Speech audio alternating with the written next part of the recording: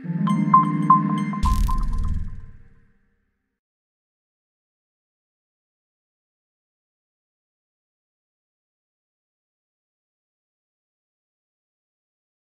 me redirige vers Madame Sabah Abou-Berahimi. Vous avez mené un projet sur les facteurs clés de succès des femmes au Maroc. Est-ce que ce que nous venons d'entendre par nos invités aujourd'hui reflète un peu les résultats de cette étude?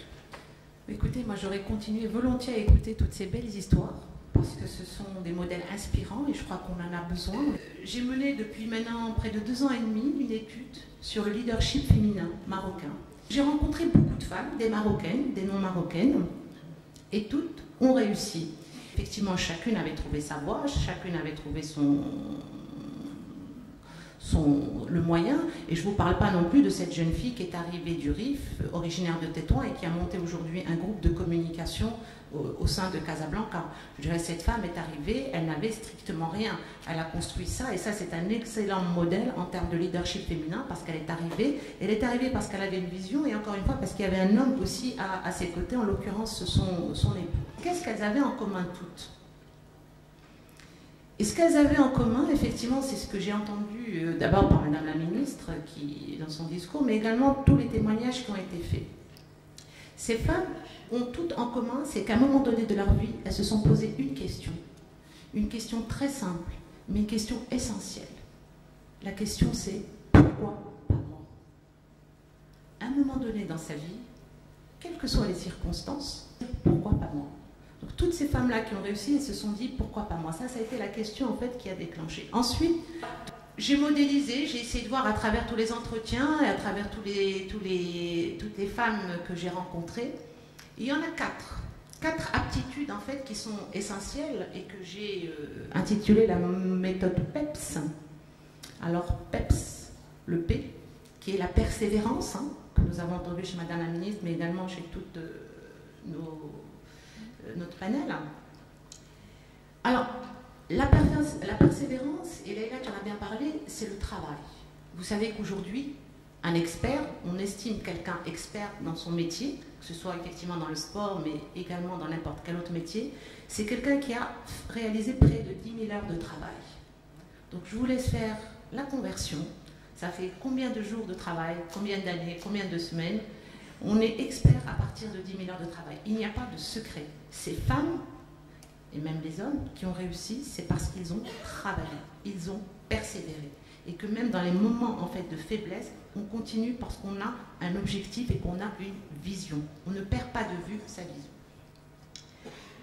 Le E de PEPS, c'est quelque chose qui ne nous a pas quittés toute l'après-midi.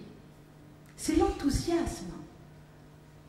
C'est l'enthousiasme, ça peut paraître évident, ça peut paraître d'une simplicité, mais l'enthousiasme et l'énergie, c'est le carburant même de la persévérance, de ce qui peut être notre vie, de ce qui peut être notre vision. Quand il n'y a pas d'enthousiasme, on se réveille le matin en traînant les pieds, il n'y a rien qui se fait. L'enthousiasme est important et on verra que c'est très lié à tout le reste. Le deuxième P de PEPS, c'est la patience. Eh oui, la patience. On en a parlé, ça a été cité. Mais la patience, comme on l'entend en arabe, sabr. Sabr en arabe, parce qu'il y a une dimension. Quand on dit en français sois patient ou sois patiente, il y a une dimension, je dirais, de passivité. C'est attendons, sois patiente, les choses finiront par se faire. Quand on dit en arabe sabr, sabri, il y a une dimension spirituelle, il y a une dimension divine, où c'est l'acceptation de l'inattendu. Cet inattendu qui finalement va nous mener vers vers quoi on veut partir. Et donc ça fait aussi appel à la notion de sagesse. Donc la patience est quelque chose de très important quand on veut réussir. La patience qui nous fait défaut aujourd'hui, ça ne sert à rien. Plus on construit sur le temps, et plus notre leadership et plus la réussite sera durable. Les choses qu'on construit rapidement, la chute n'en est que plus rapide parce que ce n'est pas solide, les fondations ne sont pas solides. Et enfin, le dernier qui est mon préféré, hein, c'est le S de PEPS, hein, qui est soi. Madame Mamou en a beaucoup parlé à sa façon, avec son ressenti.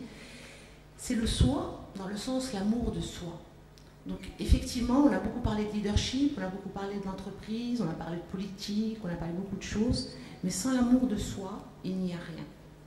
Je parle de l'amour de soi dans le sens où je m'accepte comme je suis, j'accepte, Nejat en a parlé, apprendre à accepter ses faiblesses.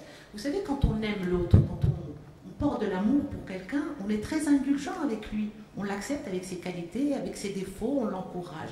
Et pourquoi, quand il s'agit de nous, on est extrêmement exigeant, on est extrêmement dur avec nous. Donc, le leadership commence aussi par l'amour de soi. On ne peut pas donner l'amour à l'autre, on ne peut pas faire des choses pour l'autre si on ne se donne pas ce qu'il faut pour soi. Et il y a une très belle phrase, et je vous invite vraiment à lire Jalaluddin Rumi, en tout cas revisiter ses lectures parce que c'est très important. Il avait une très belle citation qui disait « Où que vous soyez, soyez amour ». Alors ça peut vous paraître très spirituel, vous pouvez vous dire où est le lien entre l'amour de soi et le leadership, mais je peux vous assurer que c'est très lié. Ces femmes qui ont réussi, alors qu'elles vous disent « Tu sais ça, c'est bizarre, j'ai réussi, finalement je suis arrivée encore plus loin que ce que j'espérais, mais je ne suis pas complètement heureuse, il me manque quelque chose, je ne sais pas ». Et en fait, ce qui lui manquait, c'était cette partie soi. Elle a passé son temps à courir après la réussite, à construire, mais elle avait omis cette case qui était l'amour de soi, dans tout ce parcours-là. Donc je vous en prie, c'est vraiment un appel, parce qu'aujourd'hui on voit des gens, on voit aussi beaucoup de stress, Madame Amou en a parlé, on voit les maladies. Donc vraiment, c'est très important cet amour de soi qui passe par beaucoup de choses, hein. On aura peut-être l'occasion d'en reparler, mais c'est vraiment ça sera une case de toute façon. Si ça ne se fait pas au début, ça vous rattrapera soit au milieu, soit vraiment à un moment où vous êtes complètement au sommet de votre réussite.